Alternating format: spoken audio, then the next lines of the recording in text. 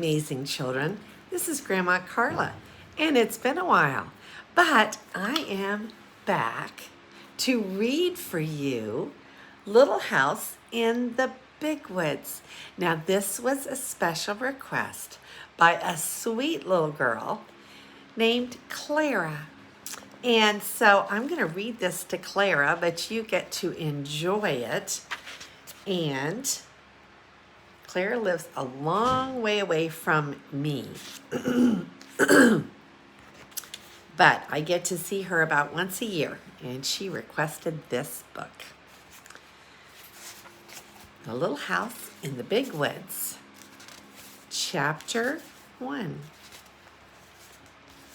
Once upon a time, 60 years ago, a little girl lived in the big woods of Wisconsin in a little gray house made of logs. The great dark trees of the big woods stood all around the house, and beyond them were other trees, and beyond them were more trees, as far as a man could go to the north in a day, or a week, or a whole month. There was nothing but woods. There were no houses. Here's the picture of the family that we're going to be reading about. And here's the house, the gray house in the big woods. There were no roads. There were no people. There were only trees and the wild animals who had made their homes among them. Wolves lived in the big woods, and bears and huge wild cats. Muskrats and mink and otter lived by the streams. Foxes had dens in the hills, and deer roamed everywhere. To the east of the little log house and to the west, there were miles upon miles of trees and only a few little log houses scattered far apart in the edge of the big woods.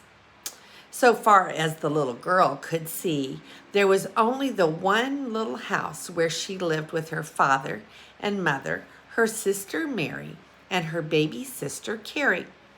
A wagon track ran before the house, turning and twisting out of sight in the woods where the wild animals lived. But the little girl did not know where it went, nor what might be at the end of it.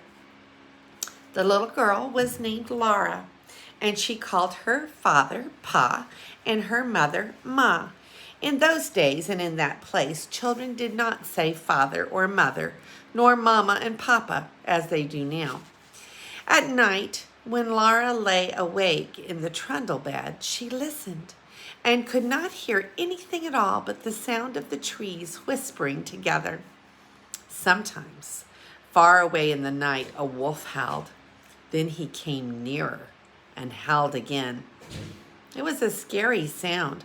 Laura knew that wolves would eat little girls, but she was safe inside the solid log walls. Her father's gun hung over the door, and good old Jack, the brindle bulldog, lay on guard before it. Her father would say, "Go to sleep, Laura. Jack won't let the wolves in." So Laura snuggled under the covers of the trundle bed, close beside Mary, and went to sleep. One night, her father picked her up out of bed and carried her to the window so that she might see the wolves. There were two of them sitting in front of the house. They looked like shaggy dogs. They pointed their noses at the big bright moon, and they howled. Jack paced up and down before the door, growling. The hair stood up on his back, and he showed his sharp, fierce teeth to the wolves. They howled, but they could not get in. The house was a comfortable house. Upstairs, there was a large attic, pleasant to play in when the rain drummed on the roof. Downstairs was the small bedroom and the big room. The bedroom had a window that closed with a wooden shutter. The big room had two windows with glass in the panes, and it had two doors, a front door and a back door. All around the house was a crooked rail fence to keep the bears and the deer away. In the yard in front of the house were two beautiful big oak trees.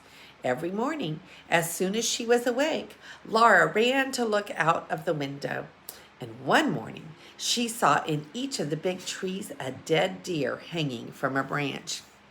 Pa had shot the deer the day before, and Laura had been asleep when he brought them home at night and hung them high in the trees so the wolves could not get the meat. That day, Pa and Ma and Laura and Mary had fresh venison for dinner. It was so good that Laura wished they could eat it all. But most of the meat must be salted and smoked and packed away to be eaten in the winter. For winter was coming. The days were shorter, and frost crawled up the window panes at night. Soon the snow would come. Then the log house would be almost buried in snowdrifts, and the lake and the streams would freeze.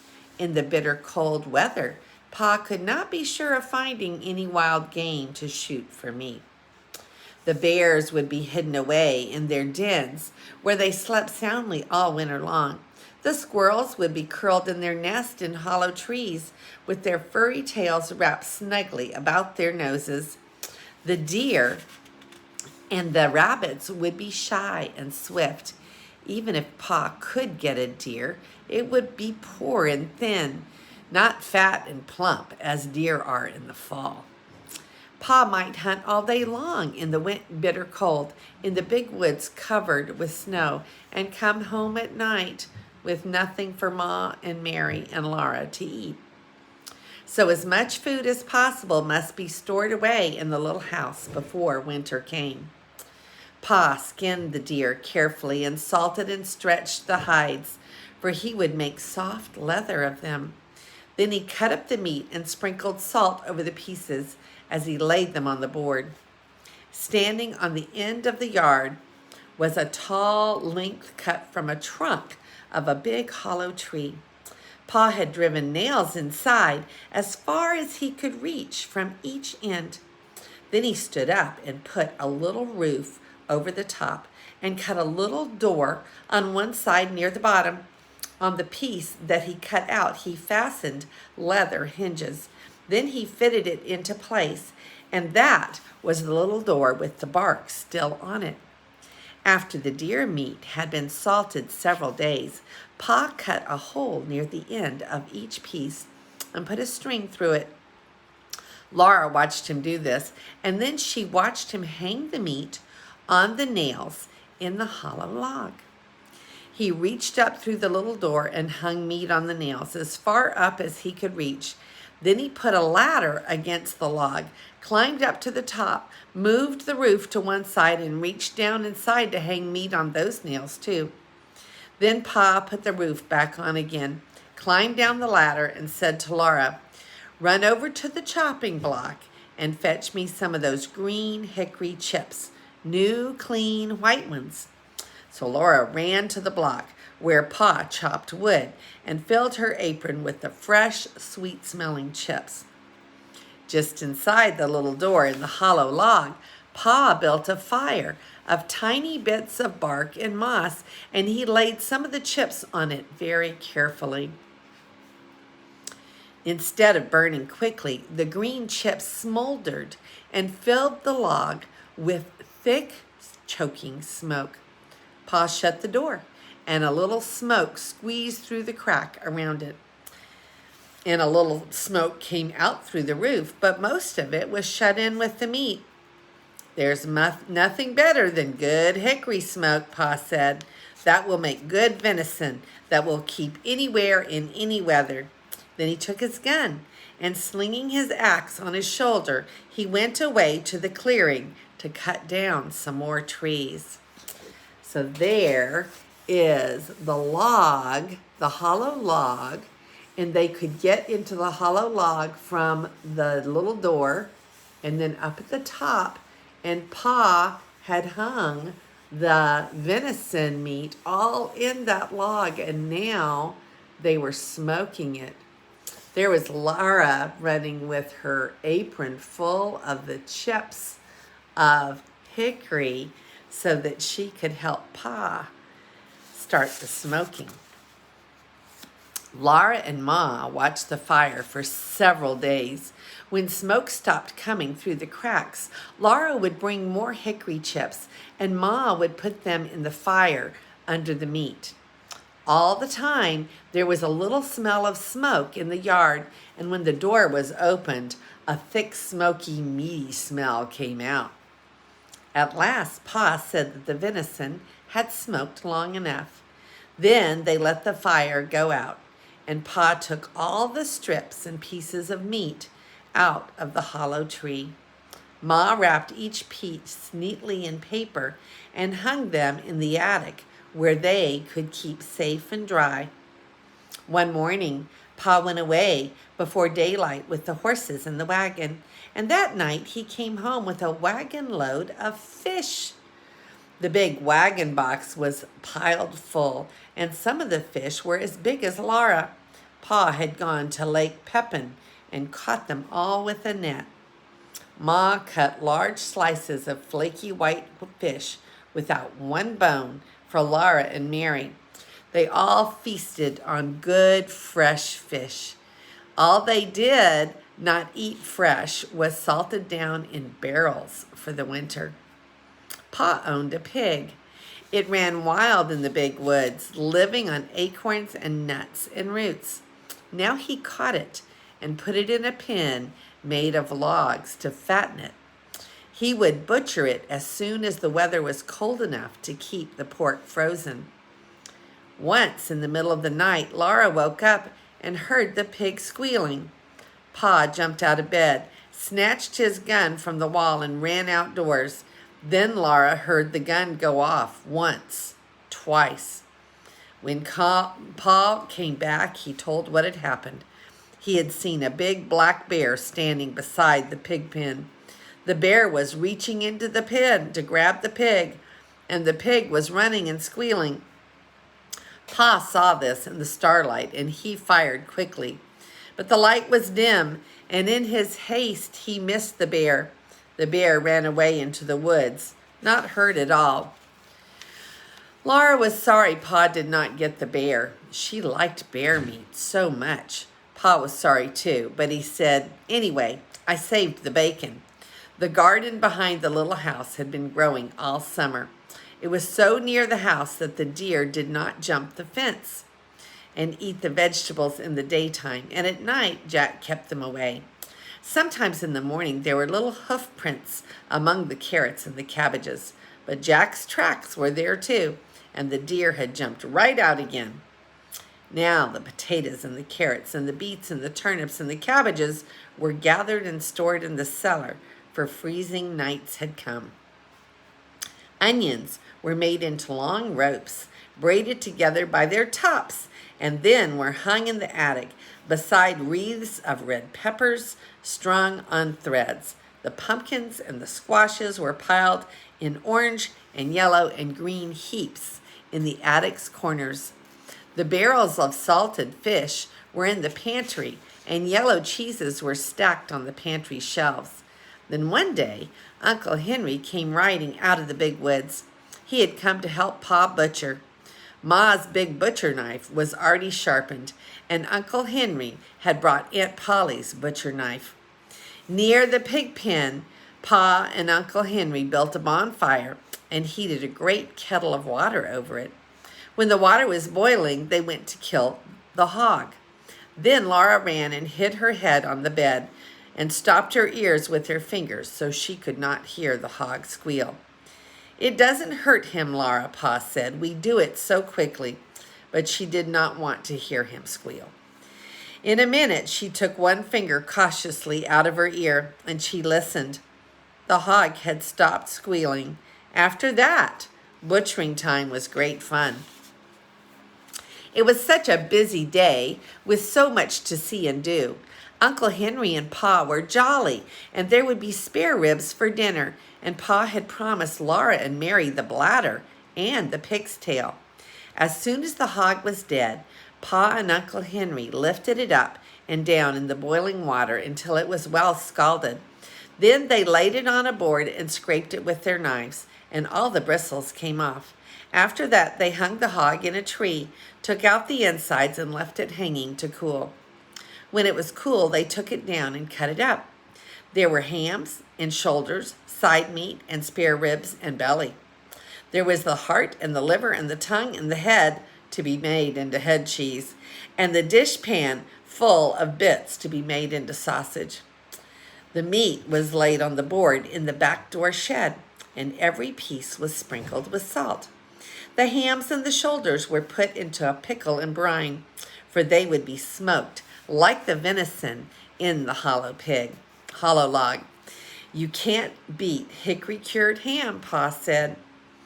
He was blowing up the bladder. It made a little white balloon, and he tied the end tight with a string and gave it to Mary and Laura to play with. They could throw it into the air and spat it back and forth with their hands, or it would bounce. Okay, so here's a picture of Mary and Laura playing ball with the pig bladder. Or it would bounce along the ground and they could kick it like a soccer ball. But even better fun than a balloon was the pig's tail. Pa skinned it for them carefully, and into the large end he thrust a sharpened stick.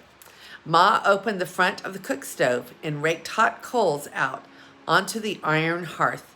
Then Mary and Laura took turns holding the pig's tail over the coals. It sizzled and it fried. The drops of fat dripped off and blazed on the coals. Ma sprinkled it with salt. Their hands and their faces got very hot, and Laura burned her fingers, but she was so excited she did not care. Roasting the pig's tail was such fun that it was hard to play fair, taking turns. At last, it was done. It was nicely browned all over, and how good it smelled.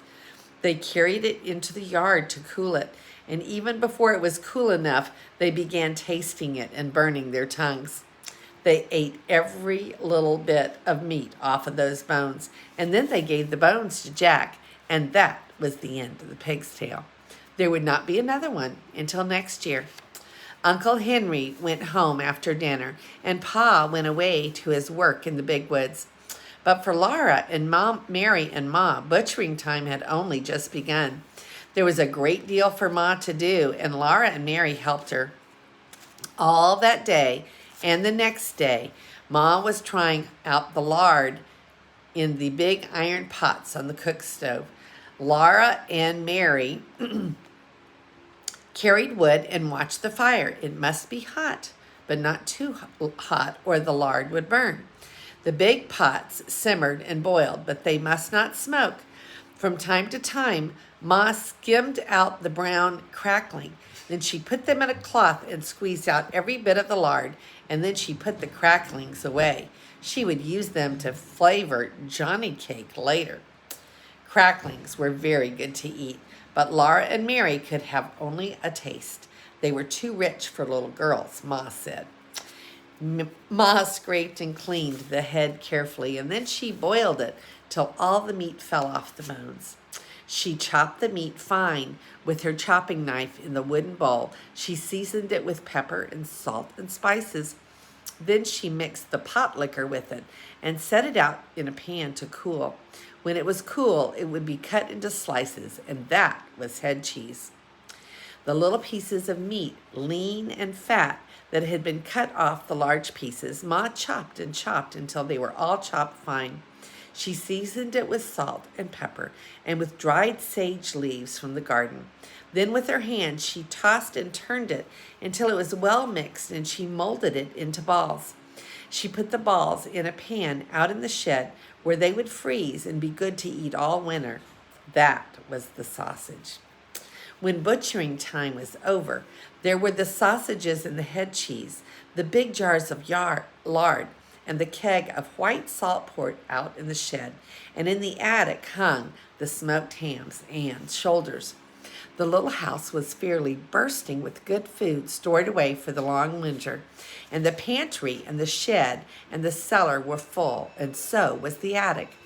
Laura and Mary must play in the house now, for it was cold outside, and the brown leaves were all falling from the trees.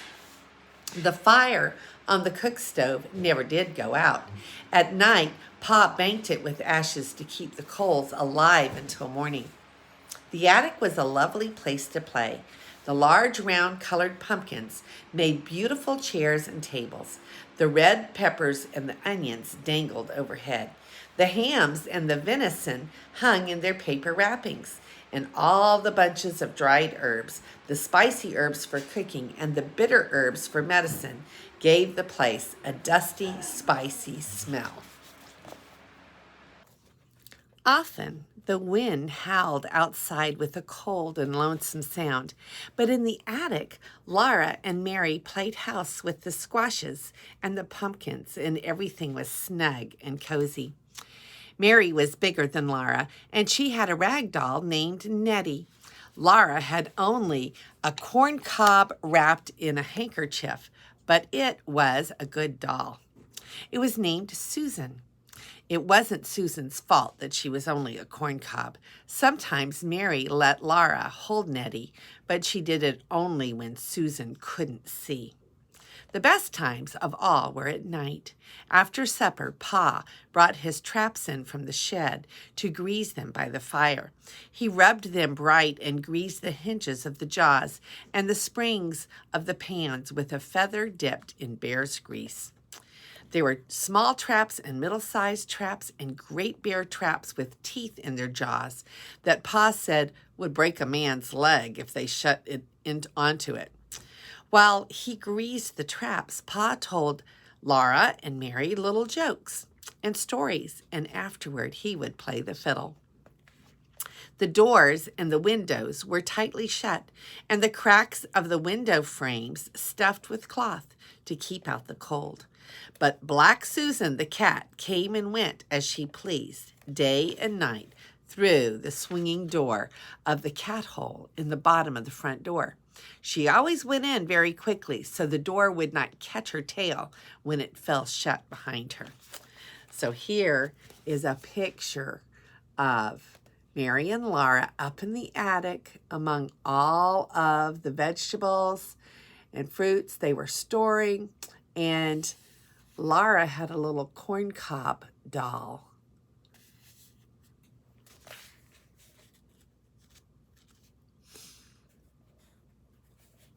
The doors, let's see. One night when Pa was greasing the traps, he watched Black Susan come in, and he said, "There was once a man who had two cats, a big cat and a little cat." Laura and Mary ran to lean on his knees and hear the rest. "He had two cats," Pa repeated, "a big cat and a little cat. So he made a big cat hole in his door for the big cat, and then he made a little cat hole for the little cat." There Pa stopped. "But why couldn't the little cat," Mary began. "Because the big cat wouldn't let it," Laura interrupted. "Laura, that is very rude. You must never interrupt," said Pa. "But I see," he said, "that either one of you has more sense than the man who cut the two cat holes in the door." Then he laid away the traps, and he took his fiddle out of its box, and he began to play. That was the best time of all.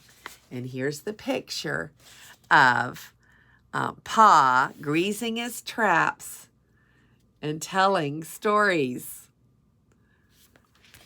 And it's good to be back reading with you. This is Grandma Carla, and I love you.